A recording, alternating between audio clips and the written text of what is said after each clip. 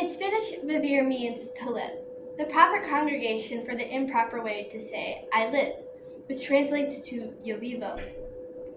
I live. My mom asking me, would you rather celebrate a sweet 16 or have a quinceañera party? Well, you aren't really Spanish because your dad is white, which gutted me truly. I identify as Latina. I identify with my mother's culture and country as well as American culture. Thank you, Mom, for the Midwest surrounding me like a cage to keep up my diversity. I live. There are no gender-neutral nouns in Spanish. I live. Yes, I do love coffee. I live. No, it did not stunt my growth. I live. If you're Hispanic, why aren't your ears pierced? I would like to think about how much easier it could be if I could just tan more or have a more Mexican name and have curly hair like my sister. This is an issue I have discussed with other Latinas. This feeling of having to prove it because their appearance is too white. Well, you are white. You act white. And I sought the retort. Why? Because I'm not doing your lawn or taking care of your kids. You need to broaden what your idea of Latina means. From a young age, I was told I was Hispanic and to make sure I checked the box on any form I filled out. According to Pew Research, when people were asked if someone on the streets would describe them as being Hispanic, 17% of US-born Hispanics said yes. Then, when asked to pick a skin color that matched them best from a range of light to dark, 80% of them chose one of the lighter shades.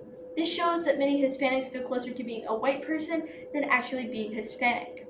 And many are told to check the box on any form they fill out to make sure they get the benefits of being Hispanic. But while doing so, you are filled with guilt because you feel as if you are taking away someone else's chance. I have always loved the flamingo skirts that the Mexican dancers wear, but I'm worried that if I put one on, it will feel like a costume. With the poetry White Mom by Aris Mur, Passing by Unknown, I Live Yo Vivo by Tori Donaci, with the stories The Struggles of a White Passing Latina by Gabriela Ramirez, and Racial Imposter Syndrome by Leah Denali. A program. Because your skin color does not determine your heritage. I live.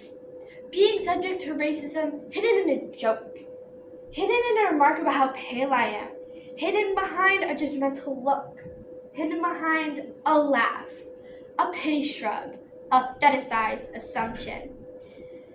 Being passing means passing as a white person, usually without others noticing your ethnic background. Growing up white passing meant peers questioned you before and after you would say, I'm Mexican. Thank you, Mom, for my white skin, my English language, and my German roots.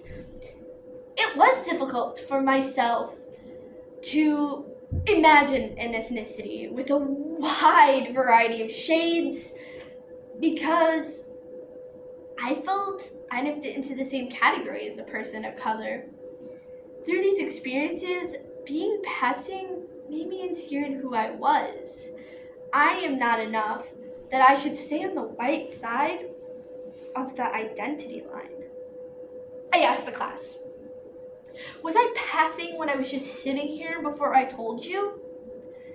Thank you, Mom, for making me have access to white privilege that I will always have, but never quite appreciate for the sake of a Hispanic surname.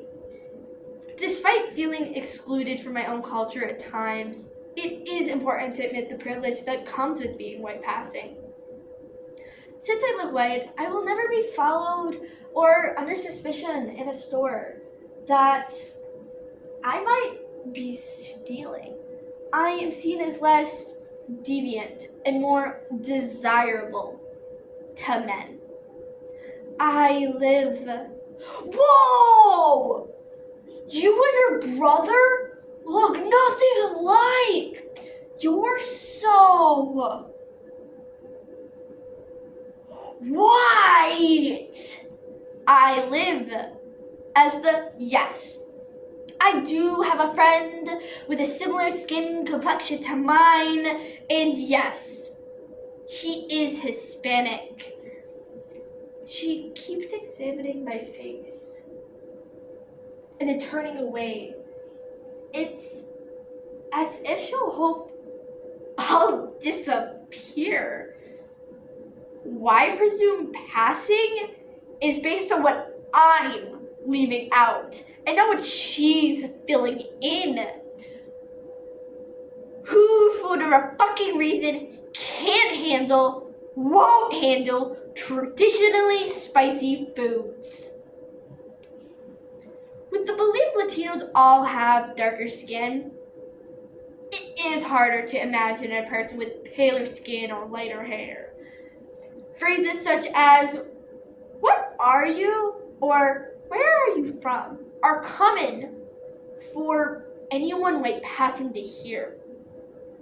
Thank you, Mom, for making me constantly forget my biracial truth to be seen as, to simply be authentically me. I live as the white boy in Spanish class asking, "When will I need this in real life?"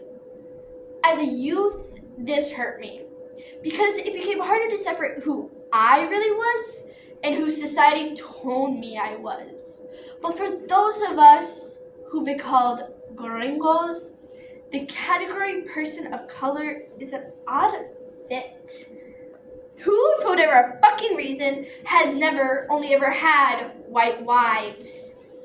I had trouble fitting in at school among other Latinos because they would try to prove that I am not, as if I do not know my own family history, or that I would be told I do not look Mexican, so therefore I'm not.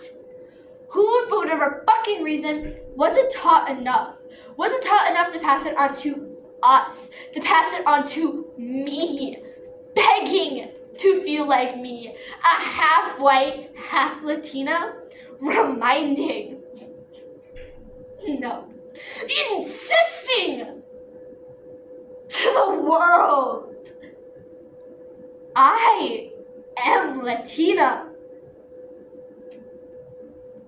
I knew my ethnicity would never have been questioned if I was darker.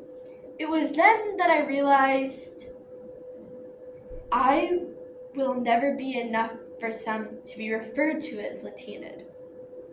Thank you, Mom, for being the only mom you could be, the only mom that you never questioned you could be, the only mom that saw her children's heritage as a simple fact, the only mom that could have, should have made that fact feel real.